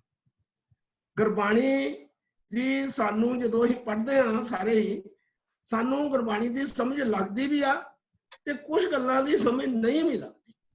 ਬੇਸਿਕ ਕੁਐਸਚਨ ਸਾਡੇ ਵਾਸਤੇ ਇਹ ਆ ਕਿ ਸਾਨੂੰ ਸਮਝ ਲੱਗਦੀ ਕਿਉਂ ਆ, ਤੇ ਸਾਨੂੰ ਸਮਝ ਕਿਉਂ ਨਹੀਂ ਲੱਗਦੀ। ਸਾਨੂੰ ਸਮਝ ਤਾਂ ਇਸ ਕਰਕੇ ਲੱਗਦੀ ਆ ਕਿਉਂਕਿ ਗੁਰਬਾਣੀ ਵਿੱਚ ਵੀ ਜਿਹੜੀ ਭਾਸ਼ਾ ਅਸੀਂ ਹੁਣ ਬੋਲਦੇ ਆ, ਉਹਦਾ ਉਹੋ ਜਿਹਾ ਵਰਤਾਰਾ ਹੈਗਾ, ਪਰ ਸਾਰਾ ਨਹੀਂ। ਕਿਤੇ ਕਿਤੇ ਪ੍ਰਾਤਨ ਵਰਤਾਰਾ ਵਾ, ਕਿਉਂਕਿ ਗੁਰਬਾਣੀ ਅੱਜ ਤੋਂ 500 ਸਾਲ ਪਹਿਲਾਂ ਦੀ ਗੁਰੂ ਸਾਹਿਬ ਨੇ 500 ਸਾਲ ਪਹਿਲਾਂ ਰਚੀ ਸੀ। ਇਸ ਕਰਕੇ ਸਾਨੂੰ ਜਿਹੜਾ ਗੁਰਬਾਣੀ ਦਾ ਪ੍ਰਾਤਨ ਸਿਸਟਮ ਆ, ਜਾਂ ਪ੍ਰਾਤਨ ਭਾਸ਼ਾ ਵਾ, ਜਾਂ ਪ੍ਰਾਤਨ ਗੁਰਬਾਣੀ ਦਾ ਵਿਆਕਰਣ ਦਾ ਜਿਹੜਾ ਤਰੀਕਾ ਵਾ, ਉਹ ਸਮਝਣਾ ਪਊ। ਇਸ ਕਰਕੇ ਮੇਰੀ ਸਾਰਿਆਂ ਨੂੰ ਬੇਨਤੀ ਆ ਕਿ ਅਸੀਂ ਕੀ ਕਰਾਂਗੇ ਕਿ ਜਿਹੜਾ ਸਾਡਾ ਪ੍ਰਾਤਨ ਤਰੀਕੇ ਆ, ਜਿਹੜੇ ਸਾਡੇ ਪ੍ਰਾਤਨ ਤਰੀਕੇ ਆ, ਉਹਨਾਂ ਨੂੰ ਅਸੀਂ ਸਮਝਣ ਦਾ ਯਤਨ ਕਰਾਂਗੇ। ਜਿਸ ਤਰੀਕੇ ਨਾਲ ਮਤਲਬ ਲਿਖਿਆ ਹੈ। ਹਾਂਜੀ, ਮੈਂ ਫਿਲਹਾਲ ਇੱਕ ਹੀ ਐਗਜ਼ਾਮਪਲ ਦਿੰਦਾ ਹਾਂ, ਕਿਉਂਕਿ ਅੱਜ ਟਾਈਮ ਥੋੜਾ ਵਾ, ਜ਼ਿਆਦਾ ਗੱਲ ਨਹੀਂ ਹੋ ਸਕਣੀ। ਕੱਲ ਤੋਂ ਬਹੁਤ ਪ੍ਰੋਪਰ ਤਰੀਕੇ ਨਾਲ ਸਾਰੀ ਗੱਲ ਮੈਂ ਤੁਹਾਡੇ ਰੂਬਰੂ ਕਰੂੰਗਾ। ਜਿਸ ਤਰ੍ਹਾਂ ਇੱਕ ਸ਼ਬਦ ਲਓ, ਛੋਟਾ ਜਿਹਾ ਸ਼ਬਦ ਆ ਕਰ ਊ, ਕੱਕਾ ਰਾਰਾ ਕੂੜੇ ਔਂਕੜ ਕਰ ਊ। ਹੁਣ ਇਹ ਕਰ ਊ ਸ਼ਬਦ ਜਿਹੜਾ ਵਾ, ਇਹ ਅਸੀਂ ਅੱਜ ਕੱਲ ਨਹੀਂ ਬੋਲਦੇ, ਪਰ ਗੁਰਬਾਣੀ 'ਚ ਇਹਦੀ ਵਰਤੋਂ ਹੈਗੀ ਆ। ਇਹੋ ਜਿਹੇ ਹੋਰ ਵੀ ਕਈ ਸ਼ਬਦਾਂ ਦੀ ਵਰਤੋਂ, ਕਰ ਊ, ਲਿਖ ਊ, ਏਦਾਂ ਦੇ ਕਈ ਸ਼ਬਦ ਆ ਜਿਨ੍ਹਾਂ ਦੇ ਨਾਲ ਊ ਲੱਗਾ। ਅੱਜ ਕੱਲ ਅਸੀਂ ਊ ਨਹੀਂ ਲਾਉਂਦੇ। ਤੋਂ ਅਸੀਂ ਇਹਦੇ ਵਿੱਚ ਕੀ ਆ ਕਿ ਕਰ ਤੇ ਅਸੀਂ ਅੱਜ ਕੱਲ ਵੀ ਬੋਲਦੇ ਹਾਂ, ਤੋਂ ਅਸੀਂ ਕਰ ਊ ਨੂੰ ਹੁਣ ਵਾਲੀ ਪੰਜਾਬੀ 'ਚ ਸਮਝਣ ਦਾ ਯਤਨ ਕਰਾਂਗੇ। ਕਰ ਊ ਦਾ ਮਤਲਬ ਹੁਣ ਵਾਲੀ ਪੰਜਾਬੀ 'ਚ ਮਤਲਬ ਇਹ ਬਣੂਗਾ ਕਰਦਾ ਹਾਂ। ਜੇ ਅਸੀਂ ਇਹਨੂੰ ਕਰ ਊ ਨੂੰ ਕਰਦਾ ਹਾਂ ਇੱਕ ਵਾਰੀ ਸਮਝ ਗਏ, ਫਿਰ ਲਿਖ ਊ ਲਿਖਦਾ ਹਾਂ, ਹਾਂਜੀ, ਪੜ੍ਹ ਊ ਪੜ੍ਹਦਾ ਹਾਂ, ਫਿਰ ਸਾਨੂੰ ਸਾਰੇ ਸ਼ਬਦਾਂ ਦੀ ਮਤਲਬ ਜਿਹੜਾ ਵਾ ਵੀ ਸਮਝਣ 'ਚ ਕੋਈ ਪ੍ਰੋਬਲਮ ਨਹੀਂ ਆਊਗੀ। ਇਹ ਜਿਹੜੇ ਸਾਡੇ ਕੋਲ ਮੇਨ ਜਿਹੜੀਆਂ ਗੱਲਾਂ ਨੇ, ਸਭ ਤੋਂ ਪਹਿਲਾਂ ਜੋ ਤੁਸੀਂ ਕਰਨਾ ਵਾ, ਜੇ ਇਹਨੂੰ ਗੁਰਬਾਣੀ ਵਿਆਕਰਣ ਦੀ ਕਲਾਸ ਤੁਸੀਂ ਚੰਗੀ ਤਰ੍ਹਾਂ ਸਮਝਣੀ ਆ, ਤਾਂ ਉਹਦਾ ਤਰੀਕਾ ਇਹ ਆ ਕਿ ਮੈਂ ਤੁਹਾਨੂੰ ਇੱਕ ਫਾਈਲ ਛੋਟੀ ਜਿਹੀ ਭੇਜੂਗਾ, ਥੋੜੇ ਜਿਹੇ ਪੇਜਿਸ ਆ ਉਹਦੇ ਵਿੱਚ।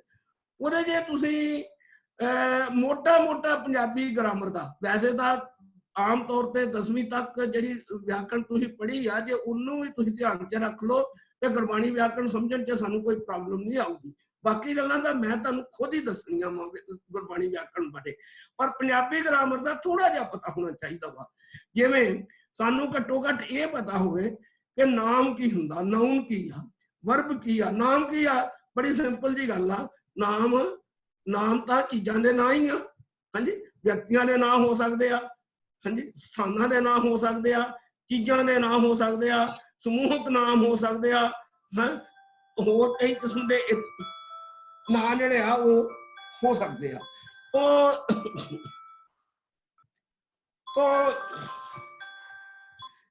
ਹਾਂਜੀ, ਨਾਂ ਹੋ ਸਕਦੇ ਆ। ਇਸ ਕਰਕੇ ਮਤਲਬ ਇਸੇ ਤਰ੍ਹਾਂ ਹੀ ਕਿਰਿਆ ਸ਼ਬਦ ਨੂੰ ਸਾਨੂੰ ਸਮਝਣ ਦੀ ਲੋੜ ਆ।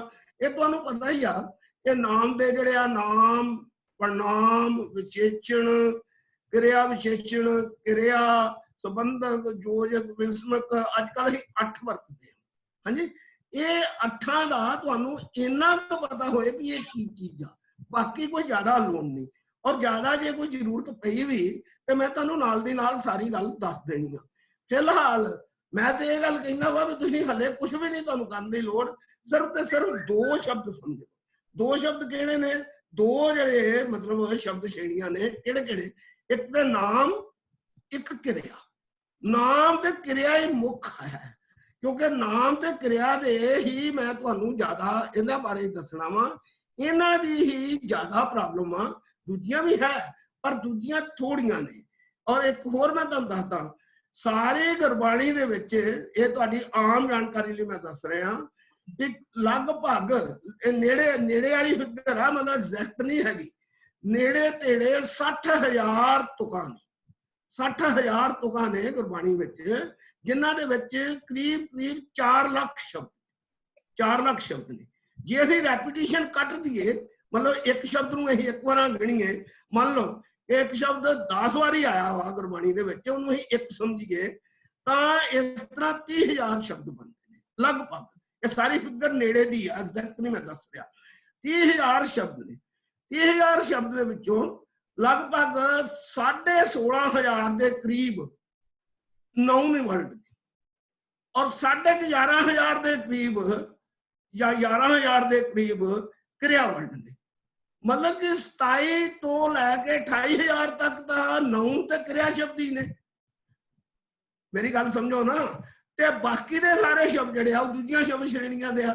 ਤੁਸੀਂ ਕਹੋਗੇ ਕਿ ਉਹਨਾਂ ਦੀ ਵਰਤੋਂ ਘੱਟ ਆ, ਨਹੀਂ, ਵਰਤੋਂ ਉਹਨਾਂ ਦੀ ਵੀ ਬਥੇਰੀ ਆ, ਉਹਨਾਂ ਦਾ ਰੈਪੀਟੀਸ਼ਨ ਜ਼ਿਆਦਾ, ਉਹਨਾਂ ਦਾ ਰੈਪੀਟੀਸ਼ਨ ਜ਼ਿਆਦਾ, ਇਸ ਕਰਕੇ ਸਾਨੂੰ ਲੱਗ ਰਿਹਾ। ਤੋ ਅਸੀਂ ਕੀ ਕਰਾਂਗੇ ਕਿ ਅਸੀਂ ਜਿਹੜੇ ਨਾਉਨ ਸ਼ਬਦ ਆ ਤੇ ਕਿਰਿਆ ਸ਼ਬਦ ਆ, ਉਹਨਾਂ ਦਾ ਮੈਂ ਇਹਨਾਂ 15 ਦਿਨਾਂ ਦੇ ਵਿੱਚ, ਜਿਹੜਾ ਮੈਨੂੰ ਤੁਹਾਂ ਸਮਾਂ ਦਿੱਤਾ ਵਾ, ਇਹਨਾਂ ਦੇ ਵਿੱਚ ਮੈਂ ਤੁਹਾਨੂੰ 15 ਦਿਨ ਦੇ ਵਿੱਚ ਨਾਉਨ ਬਾਰੇ ਤੇ ਕਿਰਿਆ ਬਾਰੇ ਦੱਸੂਗਾ ਕਿ ਇਹਦਾ ਜਿਹੜਾ ਖਾਸ ਤੌਰ ਤੇ ਮੇਰੀ ਜ਼ਿਆਦਾ ਕੰਸੈਂਟਰੇਸ਼ਨ ਜਿਹੜੀ ਆ ਉਹ ਪੁਰਾਤਨ ਸਿਸਟਮ ਤੇ ਹੋਊਗੀ, ਕਿਉਂਕਿ ਨਵੇਂ ਵਾਲਾ ਸਿਸਟਮ ਤੁਸੀਂ ਸਮਝ ਲੈਂਦੇ ਜੇ ਥੋੜਾ ਬਹੁਤਾ, ਉਹਦਾ ਵੀ ਮੈਂ ਤੁਹਾਨੂੰ ਤਰੀਕਾ ਦੱਸੂਗਾ। ਆਪਾਂ ਕੋਸ਼ਿਸ਼ ਕਰਾਂਗੇ ਕਿ ਵੱਧ ਤੋਂ ਵੱਧ ਕਰਨ ਦੀ, ਪਰ ਜਿਹੜਾ ਪੁਰਾਤਨ ਸਿਸਟਮ ਆ ਉਹ ਦੱਸਣਾ। ਹੁਣ ਕਿਉਂਕਿ ਕੱਲ ਨੂੰ ਅਸੀਂ ਗੱਲ ਕਰਨੀ ਆ ਨਾਉਨ ਬਾਰੇ, ਨਾਉਨ ਬਾਰੇ ਅੱਜ ਹੀ ਕਰਨੀ ਸੀਗੀ, ਮੈਂ ਤਾਂ ਸ਼ੁਰੂ ਹੀ ਉੱਥੋਂ ਕਰਨਾ ਸੀਗਾ, ਪਰ ਕਿਉਂਕਿ ਆ ਸਾਡਾ ਸਿਸਟਮ ਖਰਾਬ ਹੋ ਗਿਆ, ਇਸ ਕਰਕੇ ਥੋੜੀ ਜਿਹੀ ਪ੍ਰੋਬਲਮ ਹੋਈ ਆ। ਨਾਉਨ ਦੇ ਸਿਸਟਮ ਦੇ ਵਿੱਚ ਮੇਨ ਗੱਲ ਜਿਹੜੀ ਮੈਂ ਤੁਹਾਨੂੰ ਦੱਸਣੀ ਆ ਵੀ ਜਿਹੜਾ ਨਾਉਨ ਸ਼ਬਦ ਹੋਵੇ, ਹੁਣੇ ਹੀ ਜਿੰਨਾ ਕੁ ਦੱਸਿਆ ਜਾਂਦਾ ਮੈਂ ਦੱਸਣ ਦੀ ਕੋਸ਼ਿਸ਼ ਕਰੂੰਗਾ। ਜਿਹੜਾ ਗੁਰਬਾਣੀ, ਪਹਿਲਾਂ ਤਾਂ ਅਸੀਂ ਨਾਉਨ ਤੇ ਕਿਰਿਆ ਸ਼ਬਦ ਦੀ ਪਹਿਚਾਣ ਕਰਨੀ ਆ, ਉਹ ਤਾਂ ਹੀ ਹੋ ਸਕਦੀ ਹੈ ਜੇ ਸਾਨੂੰ ਪਤਾ ਹੋਵੇ ਕਿ ਨਾਉਨ ਕੀ ਹੁੰਦਾ ਵਾ ਔਰ ਕਿਰਿਆ ਕੀ ਹੁੰਦੀ ਆ।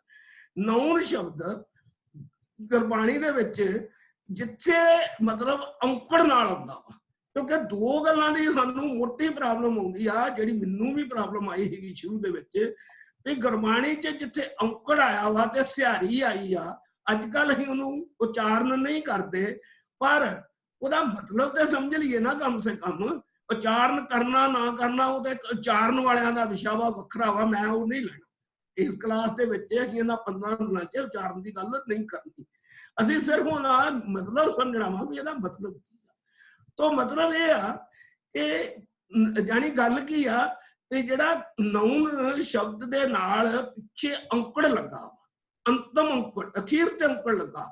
ਜਿਵੇਂ ਰੁਪਿੰਦਰ ਸਿੰਘ ਇੰਟਰੋਡਕਸ਼ਨ 'ਚ ਦੱਸ ਹੀ ਰਿਹਾ ਸੀਗਾ, ਮੈਂ ਸੁਣ ਵੀ ਰਿਹਾ ਹਾਂ ਵੀ ਇੱਕੋ ਹੀ ਸ਼ਬਦ ਨੂੰ ਔਂਕੜ ਵੀ ਲੱਗਾ ਵਾ।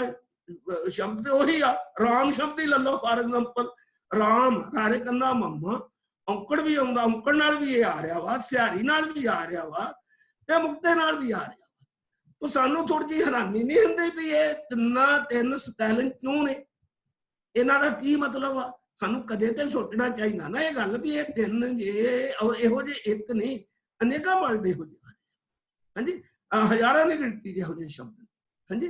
ਤਾਂ ਇਸ ਕਰਕੇ ਸਾਨੂੰ ਇਹ ਸਮਝਣਾ ਪਊਗਾ। ਮੈਂ ਤੁਹਾਨੂੰ ਸਮਝਾਉਂਗਾ ਇਮੀਡੀਏਟਲੀ ਜਿੰਨਾ ਕੁ ਹੁਣ ਹੋ ਸਕਿਆ ਹੁਣੇ ਹੀ, ਲੇਕਿਨ ਕੁਛ ਕੱਲ ਨੂੰ ਇਹ ਗੱਲ ਅਸੀਂ ਸਾਫ਼ ਕਰ ਦਿਆਂਗੇ ਕਿ ਗੁਰਬਾਣੀ ਦੇ ਵਿੱਚ ਜਿੱਥੇ ਵੀ ਨਾਉਨ ਸ਼ਬਦ ਨੂੰ ਔਂਕੜ ਲੱਗਾ ਉਹਦਾ ਕੀ ਮਤਲਬ, ਜਿੱਥੇ ਸਿਹਾਰੀ ਆਉਂਦੀ ਆ ਨਾਉਨ ਸ਼ਬਦ ਨੂੰ ਉਹਦਾ ਕੀ ਮਤਲਬ ਆ, ਜਿੱਥੇ ਮੁਕਤਾ ਆਉਂਦਾ ਵਾ ਉਹਦਾ ਕੀ ਮਤਲਬ ਆ। ਇਹ ਤਿੰਨ ਗੱਲਾਂ ਅਸੀਂ ਸਭ ਤੋਂ ਪਹਿਲਾਂ ਸਿੱਖਣੀਆਂ। ਅੱਜ ਇਹ ਸਾਡਾ ਇਹ ਪਹਿਲਾ ਲੈਸਨ ਸੀਗਾ कि ये तीन गल्लां ही सिखणियां वा। हाँ जी, सब तो पहली गल भी जिथे अंकड़ आउंदा वा जिन्ना कुछ हो सकिया उन्ना मैं दस्सण दी कोशिश करदा ते कल नूं इहनूं एक्सप्लेन भी करांगे। नाल नाल मैं तुहानूं गुरबाणी दीयां तुकां भी दऊंगा, उन्हां दे पूरे ग्रामैटिकल अर्थ भी होणगे तां कि तुहानूं चंगी तरह उन्हां गल्लां दी समझ लग सके। सब तो पहला मतलब कि ਇਹਦੇ ਦੋ ਤਰੀਕੇ ਆ ਇਹਨਾਂ ਗੱਲਾਂ ਨੂੰ ਸਮਝਣ ਦੇ। ਇੱਕ ਤਰੀਕਾ ਤੇ ਆ ਕਿ ਅਸੀਂ ਪਹਿਲਾਂ ਕਾਰਕ ਵਿਧੀ ਸਮਝੀਏ ਵੀ ਕਾਰਕ ਵਿਧੀ ਕੀ ਆ, ਪਰ ਅੱਜ ਕੱਲ ਦੇ ਪੰਜਾਬੀ ਦੇ ਵਿੱਚ ਸਾਨੂੰ ਸਕੂਲਾਂ ਦੇ ਵਿੱਚ ਕਾਲਜਾਂ 'ਚ ਕਾਰਕ ਸਮਝਾਏ ਨਹੀਂ ਜਾਂਦੇ। ਇਸ ਕਰਕੇ ਮੈਂ ਵੀ ਇਹ ਸੋਚਿਆ ਕਿ ਮੈਂ ਕਾਰਕਾਂ ਨੂੰ ਬਾਈਪਾਸ ਕਰਦਾ ਹੋਇਆ ਤੁਹਾਡੇ ਕੋਲ ਸਿੱਧਾ ਜੋ ਇਹਨਾਂ ਦਾ ਮਤਲਬ ਆ, ਜੋ ਇਹਨਾਂ ਦੇ ਅਰਥ ਬਣਦੇ ਆ, ਉਹਦੇ ਤੇ ਪਹੁੰਚੂਗਾ।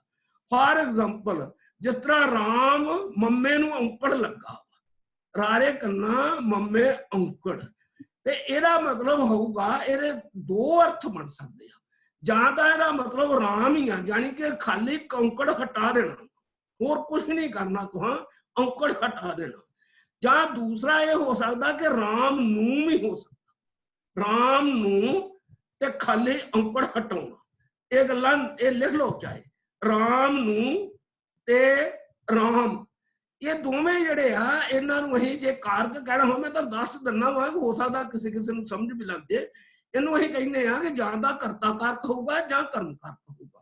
और हमेशा ही जिथे भी ये नाउन होऊगा गुरबाणी च जिथे भी औंकड़ लगा वा, ये रूल जिहड़ा बहुत यूनीफॉर्म कि हमेशा ही ये एक वचन पुलिंग होऊ।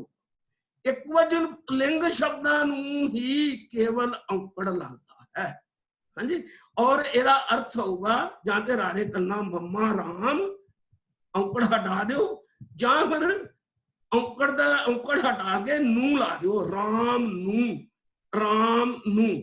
हाँ जी, बहुत सारियां तुकां कल नूं तुहानूं प्रोवाइड कर देंगे जिहड़े जिहदे तो तुसीं इह चंगी तरह गल समझ लो। अगली गल है कि सिहारी, सिहारी दा की मतलब आ। हाँ जी, थोड़े जे टाइम च ही मैं तुहानूं तीन ही गल्लां दस देणियां। सिहारी दा की मतलब आ? सिहारी दा मतलब ये आ, सुनो, जे हुण रारे कन्ना मम्मे सिहारी होवे तां ਇਹਦਾ मतलब होगा राम ने, हुण ने लगना। पर ਇਹਦੇ चार अर्थ बनते हैं। सिहारी वाले दे चार अर्थ ने, औंकड़ वाले दे दो सीगे, सिहारी वाले दे चार ने। चार किहड़े किहड़े आ? जदों ते व्यक्ति दे नाम, जिद्दां हुण राम व्यक्ति आ, ਉਹਦੇ ਨਾਲ ਸਿਹਾਰੀ ਲੱਗੀ ਹੋਵੇ ਫਿਰ ਤੇਰਾ ਮਤਲਬ ਰਾਮ ਨੇ ਹੋਊਗਾ। ਜਿੱਥੇ ਕਿਤੇ ਨਾਨਕ ਅੱਕੇ ਨੂੰ ਸਿਹਾਰੀ ਆਈ ਆ ਉੱਥੇ ਵੀ ਨਾਨਕ ਨੇ ਹੋਊਗਾ।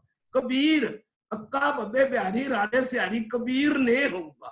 ਉਹ ਇਹਨਾਂ ਦੇ ਨਾਲ ਵਿਅਕਤੀ ਦੇ ਨਾਲ ਜਦੋਂ ਵੀ ਸਿਹਾਰੀ ਹੁੰਦੀ ਆ ਇਹ ਨੇ ਆਉਂਦਾ। ਇਹ ਗੱਲ ਨੋਟ ਕਰ। ਹੁਣ ਵਿਅਕਤੀ ਛੱਡ ਦੋ, ਸਥਾਨ ਕਰ ਲਓ। ਸਥਾਨ ਦੇ ਨਾਲ ਸਿਹਾਰੀ ਹੁੰਦੀ ਆ, ਜਿੱਦਾਂ ਘਰ, ਘਰ ਸ਼ਬਦ ਬਹੁਤ ਹੁੰਦਾ ਗੁਰਬਾਣੀ ਵਿੱਚ। ਘੱਗਾ ਰਾਰੇ ਸਿਹਾਰੀ, घर शब्द भी सारे ही तरह होंदा वा। घर शब्द ਇਹੋ ਜਿਹਾ ਵਰਡ ਆ ਕਿ ਜਿਹੜਾ ਤਿੰਨਾਂ ਨਾਲ ਹੁੰਦਾ, ਸਿਹਾਰੀ ਨਾਲ ਵੀ ਹੁੰਦਾ, ਔਂਕੜ ਨਾਲ ਵੀ ਹੁੰਦਾ ਔਰ ਮੁਕਤ ਨਾਲ ਵੀ ਹੁੰਦਾ। ਜੇ ਤਾਂ ਹੁਣ ਮੈਂ ਤੁਹਾਨੂੰ ਪਹਿਲਾਂ ਹੀ ਦੱਸ ਚੁੱਕਾ, ਜੇ ਤੇ ਘੱਗਾ ਰਾਰੇ ਔਂਕੜ ਹੋਵੇ ਫਿਰ ਤੇਰਾ ਮਤਲਬ ਘਰ ਹੋ ਗਿਆ, ਜਾਂ ਤਾਂ ਘਰ ਹੋ ਜੂ ਜਾਂ ਘਰ ਨੂੰ ਵੀ ਹੋ ਜੂਗਾ। ਜਿਹੜਾ ਵੀ ਸੈਟਲ ਹੁੰਦਾ, ਜਿਹੜਾ ਵੀ ਲੱਗਦਾ ਸੁੱਟੇ ਵਾਲਾ ਉਹ ਲੱਗ ਜੂਗਾ। ਇੱਕ ਗੱਲ ਖਿਆਲ ਰੱਖੋ, ਇੱਕ ਵਾਸਤੇ ਇੱਕ ਨਹੀਂ ਹੁੰਦਾ, ਇੱਕ ਵਾਸਤੇ ਕਈ ਹੋ ਸਕਦੇ ਆ। एक वास्ते कई अर्थ हो सकते हैं, एक अर्थ वास्ते कई शब्द हो सकते हैं। दोनों पासे 1 to 1 नहीं होता है। रुपिंदर सिंह समझदा वा ये 1 to 1 फंक्शन नहीं है। हाँ जी, हाँ चलो ये मैं मैथमेटिकल गल कर गया। अच्छा अगली गल कि हुण मैं सिहारी की गल करदे हां। जे घग्गा रारे सिहारी होवे ते हाँ जी फिर बड़ा सिंपल आ, घर विच, घर विच। हाँ जी, सो जिथे स्थान दे नाल आ उत्थे विच आ जाऊगा। कई बारी उत्ते भी आ जाता, कई बारी उत्ते भी ਇਹਦਾ अर्थ विच जां उत्ते, ज्यादा यही आउंदे आ, ज्यादा यही आउंदे आ। सो एक अर्थ ਤਾਂ हो गया ने, एक अर्थ हो गया विच जां उत्ते। इस तो बिना होर अर्थ की हो सकता? हुण देखो मम्मा नन्हे सिहारी, मन, ये मन ਜਿਹੜਾ ਵਾ ਇਹਦੇ ਨਾਲ मन नाल हो सकता, मन द्वारा भी हो सकता। सो नाल जां द्वारा भी हो सकता। तीनों के देखो मेन जेड़े आ, वैसे सिहारी जेड़ी आ ਮੇਨਲੀ ਸਿਹਾਰੀ ਜਿਹੜੀ ਆ ਉਹ ਜਾਂ ਨਾਲ ਦੁਆਰਾ ਵਾਸਤੇ ਵਰਤਿਆ, ਨਾਲ ਦੁਆਰਾ ਉਹਦਾ ਅਰਥ ਵਾ, ਜਾਂ ਵਿੱਚ ਉੱਤੇ। ਪਰ ਵਿਅਕਤੀ ਜੇ ਹੋਵੇ ਤੇ ਫਿਰ ਨੇਮ ਹੀ ਲੱਗ ਜਾਂਦਾ। ਬਹੁਤ ਘੱਟ, ਜ਼ਿਆਦਾ ਇਹੀ ਅਰਥ ਆ ਦੋਵੇਂ। ਜ਼ਿਆਦਾ ਗੁਰਬਾਣੀ ਦੇ ਬਹੁਤ ਸਾਰੇ ਸ਼ਬਦਾਂ ਦਾ ਵਿੱਚ ਇਹੀ ਅਰਥ ਹੁੰਦਾ। ਹਾਂਜੀ, ਵੀ ਜਦੋਂ ਅਸੀਂ ਕੋਈ ਕਾਰਜ ਕਰਦੇ ਆ, ਕਿਸੇ ਚੀਜ਼ ਨਾਲ ਕਾਰਜ ਕਰਦੇ ਆ, ਤਾਂ ਉੱਥੇ ਨਾਲ ਆਊਗਾ ਜਾਂ ਦੁਆਰਾ ਆਊਗਾ। ਸਿਹਾਰੀ ਦਾ ਮਤਲਬ ਆ ਨਾਲ, ਦੁਆਰਾ, ਰਾਹੀਂ, ਜਿਹੜਾ ਵੀ ਸੁਟੇਬਲ ਲੱਗੇ ਤੁਹਾਨੂੰ, ਜਾਂ ਫਿਰ ਵਿੱਚ, ਉੱਤੇ। ਇਹ ਇਹਨਾਂ ਨੂੰ ਕਹਿੰਦੇ ਕੀ ਆ? ਵੈਸੇ ਕੀ ਕਹਿੰਦੇ ਆ ਮੈਂ ਦੱਸ ਦਿੰਦਾ। ਉਂਝ ਮਤਲਬ ਤੁਹਾਨੂੰ ਮੈਂ ਜਾਣ ਕੇ ਦੱਸਦਾ ਕਿ ਉਸ ਚੱਕਰ 'ਚ ਨਹੀਂ ਪਾਉਂਦਾ ਕਿ ਇਹਨੂੰ ਅਸੀਂ ਕਹਿੰਦੇ ਜਦੋਂ ਨਾਲ, ਦੁਆਰਾ, ਰਾਹੀਂ ਲਾਉਂਦੇ ਆ, ਇਹਨੂੰ ਕਰਨ ਕਾਰਕ ਕਹਿੰਦੇ ਆ। ਜਦੋਂ ਵਿੱਚ, ਉੱਤੇ ਕਰਦੇ ਆ, ਉਦੋਂ ਅਧਿਕਰਨ ਕਾਰਕ ਕਹਿੰਦੇ ਆ। ਜਿਹੜੇ ਜਿਨ੍ਹਾਂ ਨੂੰ ਥੋੜੀ ਬਹੁਤੀ ਜਾਣਕਾਰੀ ਹੈਗੀ ਆ ਵਿਆਕਰਣ ਦੀ, ਉਹ ਲਿਖ ਸਕਦੇ ਆ, ਵੈਸੇ ਲਿਖ ਲਓ। ਪਰ ਸਾਡਾ ਕੋਈ ਜ਼ਰੂਰੀ ਨਹੀਂ ਵੀ ਅਸੀਂ ਕਾਰਕਾਂ ਦੇ ਵਿੱਚ ਜਾਣਾ, ਕਾਰਕਾਂ 'ਚ ਅਸੀਂ ਇਨਵੋਲਵ ਹੋਈਏ। ਕਾਰਕਾਂ 'ਚ ਇਨਵੋਲਵ ਹੁੰਦਿਆਂ ਫਿਰ ਕਾਰਕਾਂ ਤੋਂ ਹੀ ਅੱਕ ਜਾਂਦੇ ਆ ਲੋਕ, ਅੱਜ ਕੱਲ੍ਹ ਮੈਂ ਦੇਖਿਆ। ਇਸ ਕਰਕੇ ਕਾਰਕ ਨਹੀਂ ਇਨਵੋਲਵ ਕਰਨੇ, ਸਿੱਧੇ ਜਿਹੜੇ ਕਾਰਕਾਂ ਦੇ ਕਨਸੀਕੁਐਂਸਿਸ ਆ। ਕਾਰਕਾਂ ਦੇ ਕਨਸੀਕੁਐਂਸਿਸ ਕੀ ਆ? ਸੰਬੰਧਕ ਬਣਾਉਂਦੇ ਆ। ਸੰਬੰਧਕ, ਇਹ ਸੰਬੰਧਕ ਆ ਸ਼ਬਦ ਜਿਹੜੇ ਸਾਰੇ, ਨੇ, ਨੂੰ, ਨਾਲ, ਦੁਆਰਾ, ਵਿੱਚ, ਉੱਤੇ, ਇਹ ਸਾਰੇ ਸੰਬੰਧਕ। ਠੀਕ ਆ। ਇੱਕ ਗੱਲ ਹੋਰ ਬਹੁਤ ਘੱਟ ਪਰ ਹੈ, ਉਹ ਹੈ ਕਿ ਸਿਹਾਰੀ ਦਾ ਮਤਲਬ ਕਈ ਥਾਵਾਂ ਤੇ ਤੋਂ ਵੀ। ਦੇਖੋ ਸ਼ੁਰੂ 'ਚ ਹੀ ਜਪਜੀ ਸਾਹਿਬ 'ਚ ਅਸੀਂ ਮੂਲ ਮੰਤਰ ਦੇ ਵਿੱਚ ਆਉਂਦਾ ਆਦਿ, ਆਦਿ ਸੱਚ, ਆਦ ਤੋਂ ਸੱਚ, ਸ਼ੁਰੂ ਤੋਂ ਸੱਚ। ਠੀਕ ਆ। ਤਾਂ ਕਿਤੇ ਕਿਤੇ ਇਹਦਾ ਮਤਲਬ ਤੂੰ ਨਹੀਂ ਹੁੰਦਾ, ਕਿਤੇ ਕਿਤੇ। ਤਾਂ ਮਤਲਬ ਕੀ ਹੋਇਆ? ਸਾਰੀ ਗੱਲ ਦਾ ਕੀ ਮਤਲਬ ਹੋਇਆ? ਸਿਹਾਰੀ ਔਂਕੜ ਨਾਲੋਂ ਥੋੜੀ ਜਿਹੀ ਤੁਹਾਨੂੰ ਸ਼ਾਇਦ ਇਹ ਕਰਕੇ ਲੱਗੇ ਕਿ ਕਿਉਂਕਿ ਇਹਦੇ 4 ਤਰ੍ਹਾਂ ਦੇ ਅਰਥ ਨੇ। ਤਾਂ 4 ਤਰ੍ਹਾਂ ਦੇ ਅਰਥ ਮੈਂ ਰਿਪੀਟ ਕਰਦਾ ਕਿ ਐਕਚੁਅਲੀ ਸਿਹਾਰੀ ਵਰਤੀ ਜਾਂਦੀ ਆ ਨਾਲ, ਜਾਂ ਰਾਹੀਂ, ਔਰ ਜਾਂ ਫਿਰ ਵਿੱਚ, ਉੱਤੇ। ਪਰ ਵਿਅਕਤੀਆਂ ਵਾਸਤੇ ਨਹੀਂ ਆਉਂਦਾ ਵਾ। ਹਾਂਜੀ, ਵਿਅਕਤੀਆਂ ਵਾਸਤੇ ਉਹ ਕਰਤਾ ਕਾਰਕ 'ਚ ਚਲੇ ਜਾਂਦਾ ਕੰਮ। ਤੇ ਜਾਂ ਫਿਰ ਉਪਾਦਾਨ ਕਾਰਕ, ਮਤਲਬ ਤੂੰ, ਤੂੰ ਵੀ ਲੱਗ ਸਕਦਾ ਵਾ। ਸੋ ਇਹ 4 ਅਰਥ ਹੋਣੇ ਆ ਜਦੋਂ ਸਾਡਾ ਜਿਹੜਾ ਨਾਉਨ ਸ਼ਬਦ ਆ ਉਹ ਮੁਕਤਾਂਤਕ ਆ ਤੇ ਉਹਦੇ ਨਾਲ ਸਿਹਾਰੀ ਲੱਗੀ ਆ, ਤੇ ਉਹ ਇੱਕ ਵਚਨ ਪੁਲਿੰਗ। ਜਦੋਂ ਇੱਕ ਵਚਨ ਪੁਲਿੰਗ ਹੋਆ, ਆਫ ਕੋਰਸ ਇਹ ਵੀ ਆਊਗਾ, ਹੋਰ ਵੀ ਇਹਦੇ ਕਨਸੀਕੁਐਂਸਸ ਹੋ ਸਕਦੇ ਆ, ਪਰ ਹਲੇ ਤੁਸੀਂ ਇੰਨਾ ਹੀ ਯਾਦ ਰੱਖਣਾ ਔਰ ਇੰਨਾ ਹੀ ਸਮਝਣਾ। ਅਗਲੀ ਗੱਲ, ਟਾਈਮ ਦਾ ਖਿਆਲ ਰੱਖਿਓ ਰੁਪਿੰਦਰ ਸਿੰਘ। ਹੈਲੋ, ਟਾਈਮ ਹੋ ਗਿਆ ਜੀ। ਹਾਂਜੀ, ਅੱਜ ਦਾ ਟਾਈਮ ਹੋ ਗਿਆ ਸਰ। ਤਾਂ ਫਿਰ ਅੱਜ ਬੰਦ ਕਰ ਦਿੰਨੇ ਆ। ਕੱਲ ਨੂੰ ਇਹ ਸਾਰੀਆਂ ਗੱਲਾਂ ਬੜੀ ਚੰਗੀ ਤਰ੍ਹਾਂ ਐਕਸਪਲੇਨ ਕਰਨਗੇ। ਤੁਸੀਂ ਮੇਰੇ ਨਾਲ ਜਰਾ ਬਾਅਦ ਤੇ ਫੋਨ ਉੱਤੇ ਗੱਲ ਕਰਿਓ ਕਿ ਸਾਰਾ ਅੱਜ ਕਿਉਂ ਗੜਬੜ ਹੋਈ ਆ, ਹੋਣੀ ਨਹੀਂ ਚਾਹੀਦੀ। ਇਹਦੇ ਵਾਸਤੇ ਮੈਂ ਫਿਰ ਤੋਂ ਸਾਰੀ ਸੰਗਤ ਕੋਲੋਂ, ਸਾਰੇ ਗੁਰਸਿੱਖ ਵੀਰਾਂ ਕੋਲੋਂ ਮਾਫੀ ਮੰਗਦਾ। ਰੁਪਿੰਦਰ ਸਿੰਘ ਦਾ ਔਰ ਸਕ੍ਰਿਤ ਜਿਹੜਾ ਹੈਗਾ ਸਕ੍ਰਿਤ ਦੇ ਪ੍ਰਬੰਧਕ, ਉਹਨਾਂ ਦਾ ਮੈਂ ਖਾਸ ਤੌਰ ਤੇ ਧੰਨਵਾਦੀ ਹਾਂ ਕਿ ਉਹਨਾਂ ਨੇ ਮੈਨੂੰ ਮੌਕਾ ਦਿੱਤਾ ਵੀ ਮੈਂ ਇਹ ਕਲਾਸਾਂ ਲਾਵਾਂ। ਹਾਂਜੀ, ਫਤਿਹ ਬੁਲਾਈਏ ਜੀ। ਵਾਹਿਗੁਰੂ ਜੀ ਕਾ ਖਾਲਸਾ, ਵਾਹਿਗੁਰੂ ਜੀ। ਡਾਕਟਰ ਸਾਹਿਬ ਨੇ ਬੜੇ ਥੋੜੇ ਸਮੇਂ ਵਿੱਚ ਅੱਜ ਇੰਟਰੋਡਕਸ਼ਨ ਦਿੱਤੀ ਹੈ ਤੇ 2 ਟੌਪਿਕਸ, 2 ਜਿਹੜੇ ਸ਼ੁਰੂ ਵੀ ਕਰ ਦਿੱਤੇ ਹਨ ਨਾਉਨ ਦੇ ਨਾਲ, ਔਂਕੜ ਅਤੇ ਸਿਹਾਰੀ। ਮੈਂ ਸੰਗਤ ਦੀ ਨੌਲੇਜ ਲਈ ਦੱਸ ਦੇਣਾ ਜੀ ਇੱਕ ਗੱਲ ਕਿ ਹੋ ਸਕਦਾ ਹੈ ਕੁਝ ਸੰਗਤਾਂ ਨੂੰ ਲੱਗ ਰਿਹਾ ਹੋਵੇ ਵੀ ਇਹ ਔਖਾ ਟੌਪਿਕ ਹੈ, ਇਹ ਡਰਾਈ ਟੌਪਿਕ ਹੈ, ਇਹ ਸਾਡੀ ਸਮਝ ਨਹੀਂ ਆਣਾ। ਇਹ ਬਿਲਕੁਲ ਫਿਕਰ ਕਰਨ ਦੀ ਲੋੜ ਨਹੀਂ ਹੈ। ਮੈਨੂੰ ਅੱਜ ਆਪਣਾ ਪੜ੍ਹਾਈ ਦਾ ਸਮਾਂ ਯਾਦ ਆ ਰਿਹਾ ਹੈ, ਜਦੋਂ ਡਾਕਟਰ ਸਾਹਿਬ ਪੜ੍ਹਾਇਆ ਕਰਦੇ ਸੀ।